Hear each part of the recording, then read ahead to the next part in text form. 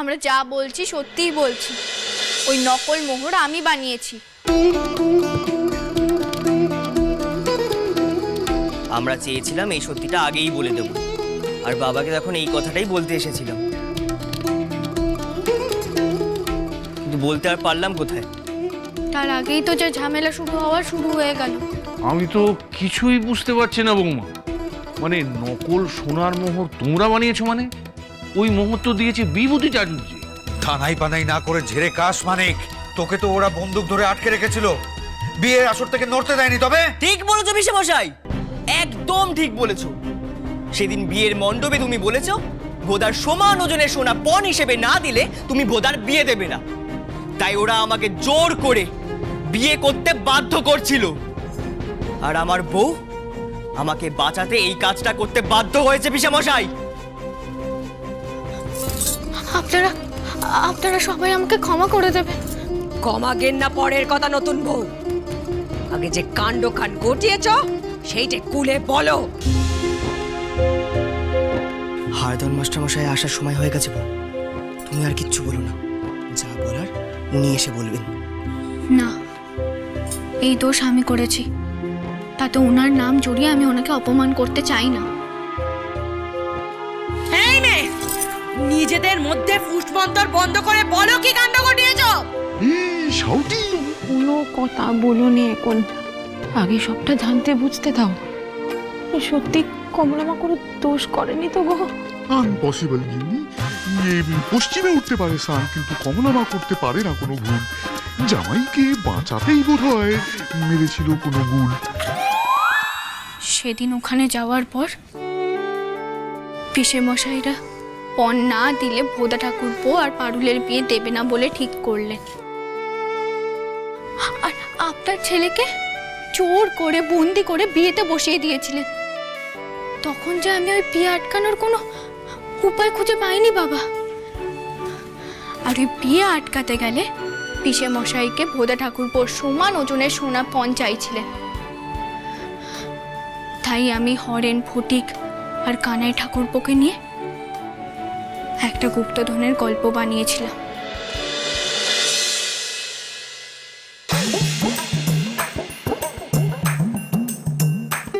আর একটু করতে হবে ফটিক ঠাকুরপো। আর কতটা বউঠান? মাটি থেকে অন্তত 2 হাত নিচে পুঁততে হবে ওই কলসিটাকে। আচ্ছা বেশ।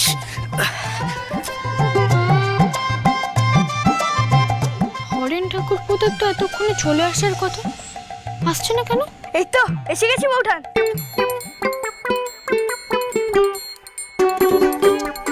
বউঠান, আপনার কথা মতো পাথর, কাঠ যা হাতের কাছে পেয়েছি সব নিয়ে এসেছি, দেখে নিন।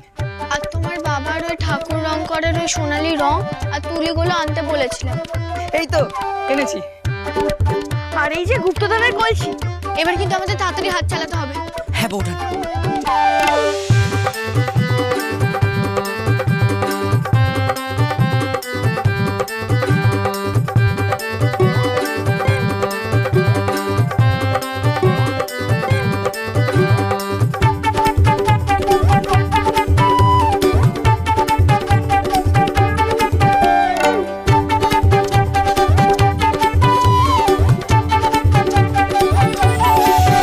ফটিক ঠাকুরপো, ওপরটা একটু ঘাস দিয়ে দাও, যাতে কেউ বুঝতে না পারে ওটাকে আমরা এক্ষুনি পুঁতেছি।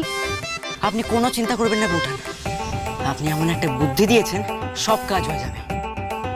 আপনার মতো বিদ্যেধরী আছে আর কজন? এবার পাতাল পুরে উদ্ধার হবে রাজা আর গুপ্তধর।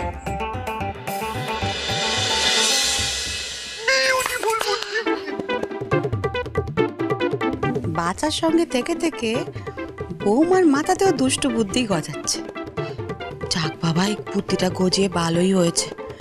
ভালোই বন্দুকের নলের ডগায় দাঁড়িয়ে বাচ্চাকেও তার বাপের মতো আরেকটা বিয়ে করতে হতো। তার মানে ডুগডুগি বাবা যে কথাগুলো বলেছে সেগুলো মিথ্যে, ডুগডুগি বাবা আসল নয়।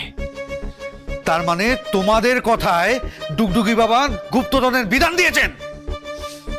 এই মেয়ে, বলো কে ডুগডুগি বাবা, উত্তর দাও। আপনারা আমাকে ক্ষমা করবেন, আমি সব দোষ মাথা পেতে নিচ্ছি, কিন্তু আমি ওনার নাম বলতে পারবো না। কি? এই মেয়ে বলতে পারবে না মানেটা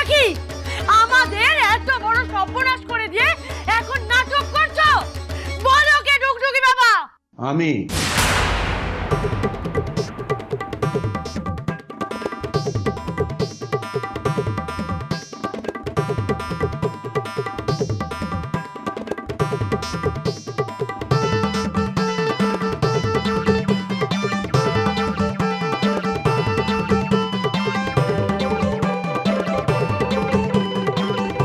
মাস্টার মশাই, আপনি?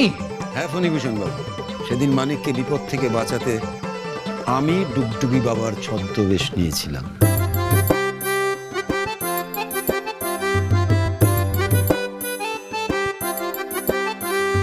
একদিকে আপনি অসুস্থ হয়ে পড়েছেন, অন্যদিকে মানিক বিপদে, আর আমি ওই গায়ে থাকি শুনেই কমলা মা আমার কাছে দিশেহারা হয়ে ছুটে আসে।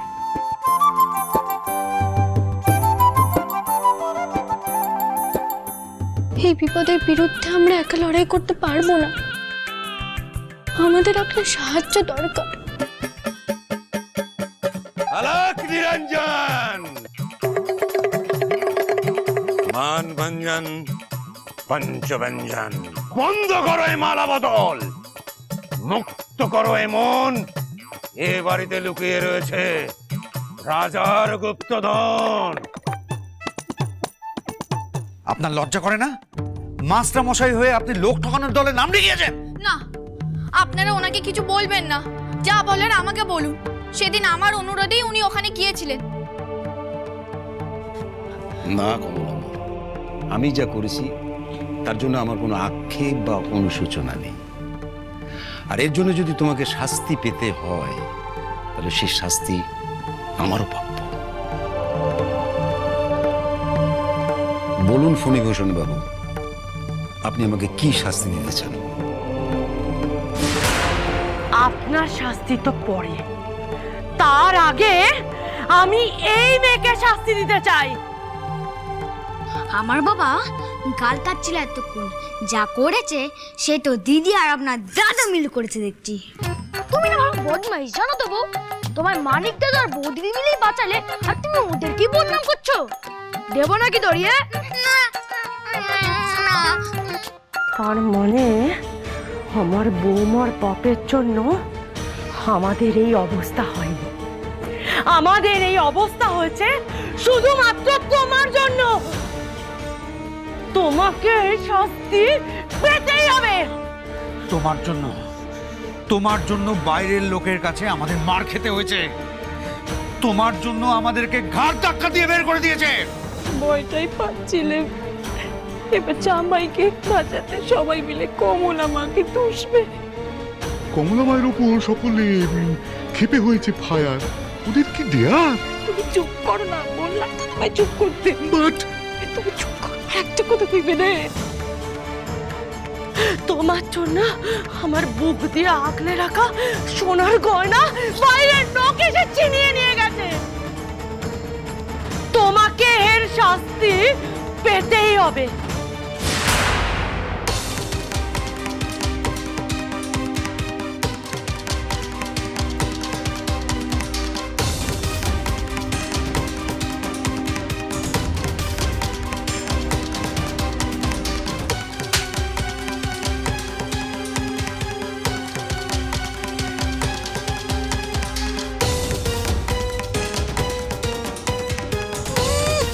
বেশ হয়েছে। গিন্নি, আমাকে কিচ্ছু করতে হলো না, মাসিমাই যথেষ্ট। এত বড় সাহস তোর! মা, তুমি আমাকে মারলে, তোমাকে পূজা করবো, আজকে তোদের শাস্তি হবে।